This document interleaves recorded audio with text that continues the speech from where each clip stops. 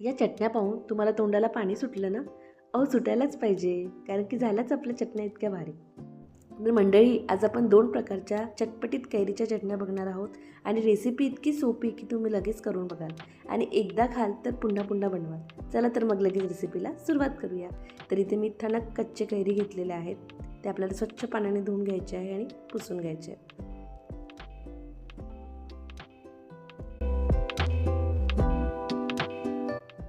तर आता आपण सर्वात आधी हिरवी कैरीची चटणी बघून घेऊया. त्यासाठी मी इथे कैरी घेतलेली आहे, कोथिंबीर घेतलेली आहे, पुदिन्याची पानं घेतलेली आहेत, हिरव्या मिरच्या घेतल्या 4 ते 5, लसूण, आलं आणि 1 टेबलस्पून गूळ घेतलेला आहे.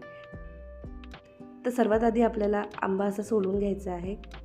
तुम्ही आंबा न सोलता पण करू शकता ही चटणी, पण थोडी कडवट वाटेल म्हणून आंब्याची साल थोडी सोलून घ्यायची. आता आपल्याला याला अशा प्रकारे कट करून घ्यायचं आहे.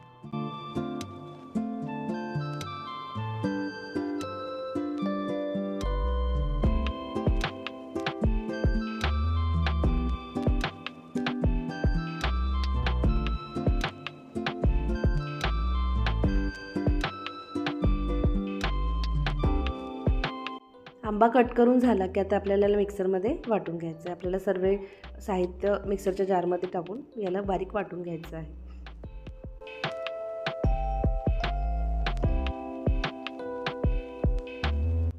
अगदी सोपी रेसिपी आहे. दोन्ही चटण्या अगदी 10 मिनिटात तयार होतात. झटपट अशी ही रेसिपी आहे आणि दोन्ही चटण्या खूप चटपटीत आणि स्वादिष्ट तयार होतात.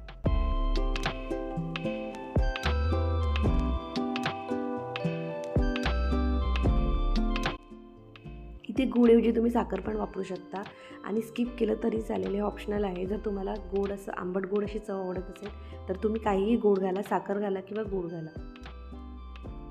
तर बघा, अशी आपली बारीक चटणी अशी वाटून झालेली आहे. आता आपल्याला याला एका बाउलमध्ये काढून घ्यायचं आहे. याला आपल्याला तडका पण द्यायचा आहे, पण तडका आपण सोबतच देऊया दोन्ही चटणीला. तर आता आपण दुसरी चटणी तयार करायला घेऊया. त्यासाठी इथे मी 2 टोमॅटो घेतलेले आहे, 1 कैरी घेतलेली आहे, आलं, लसूण आणि गूळ घेतलेला आहे 1 टेबलस्पून. याला आपल्याला आता पॅनमध्ये थोडं तेल घालायचं आहे, 1 ते 2 टेबलस्पून तेल घालायचं आहे. तर आता आपल्याला यामध्ये कट केलेली कैरी, टोमॅटो, मिरची, आलं, लसूण हे सगळं आपल्याला 10 ते 15 मिनटं शिजवून घ्यायचं आहे.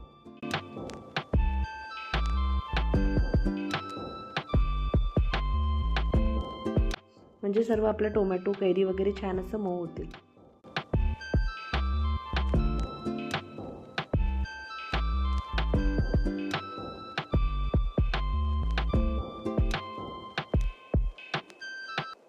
याला आपलं झाकून शिजवून घ्यायचं आहे 10 ते 15 मिनिट. उन्हाळा म्हटलं की कैरीचं सीझन आणि या सीझनमध्ये जवळजवळ प्रत्येकाच्या घरी कैरीची चटणी बनतेच. उन्हाळ्यात आपल्याला जास्ती काही भूक लागत नाही, पण अशी चटपटीत कैरीची चटणी असली ना की 2 पोळ्या जास्तीच जातात, हो की नाही? 15 मिनिट झाले आहेत आणि आपल्या कैरी, टोमॅटो छान असे मऊ शिजले आहेत.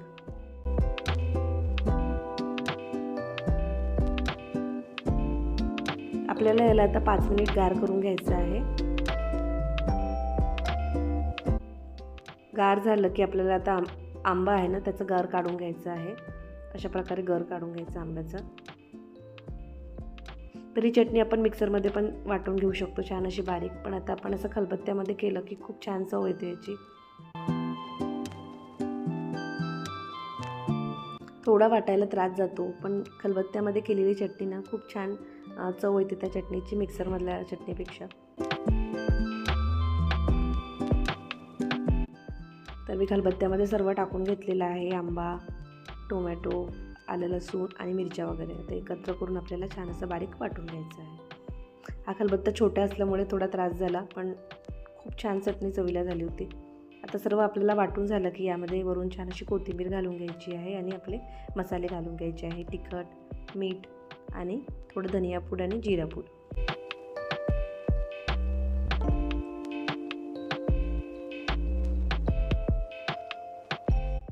लाल तिखटमुळे छान कलर पण येतो आपल्या चटणीला आणि टेस्ट पण छान येते. जर तुमच्याकडे काश्मीरी लाल तिखट असेल तर ते नक्की टाका, त्यामुळे आणखी छान कलर येईल. आणि वरून 1 टेबलस्पून थोडा गूळ पण घालते आहे. आणि तुम्ही कांदा पण घालू शकता, बारीक कट केलेला कांदा वेळेवरती घातला तरी चालेल, खूप छान टेस्ट येते. अगदी बारीक कट करा कांदा आणि घाला, खूप छान टेस्ट होतं. तर आपल्याला आता इथे चम्मचच्या सहाय्याने सर्व मिक्स करून घ्यायचं आहे. तर इथे आपली दुसरी पण कैरीची चटणी तयार झालेली आहे. कलर बघा किती छान आला आहे. आता याला पण आपल्याला एका बाउलमध्ये काढायचं आहे. तर इथे आपल्या दोनही चटपटीत कैरीच्या चटण्या तयार झालेल्या आहे. आता आपण याला तडका देऊन घेऊया. तर मी आधीच एक पळी तेल गरम करायला ठेवलेलं. तेल छान गरम झालं की आपल्याला गॅस आता बंद करायचा आहे. आता यामध्ये आपल्याला जिरं मोहरी घालायचं आहे. जिरं मोहरी छान तडतडली की आपल्याला अगदी चिमूटभर हिंग घालायचं आहे. हिंगामुळे सुगंधही छान येतो आणि डायजेशनसाठीही चांगलं असतं. आता वरून आपल्याला कढीपत्ता पण घालून घ्यायचा आहे. तर असा हा आपला तडका तयार झालेला आहे. आता हा गरमागरम तडका आपल्याला दोन्ही चटणीवरती घालून घ्यायचा आहे.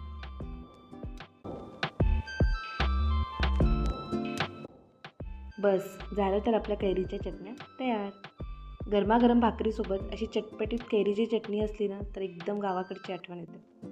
बघायला गेलं तर खूप सोपी रेसिपी आहे, पण जेवणाची चव एकदमच वाढवते. तर या 2 चटण्यांपैकी तुम्हाला कुठली चटणी आवडली कमेंटमध्ये नक्की सांगा. आजची ही चटपटीत आणि झटपट कैरीची बनणारी चटणी तुम्हाला आवडली असेल तर लाईक करा, शेअर करा आणि अजूनही चॅनलला सबस्क्राईब केलं नसेल तर चॅनलला सबस्क्राईब करा. चला तर मग परत भेटूया अशाच एका नवीन रेसिपीसोबत. धन्यवाद.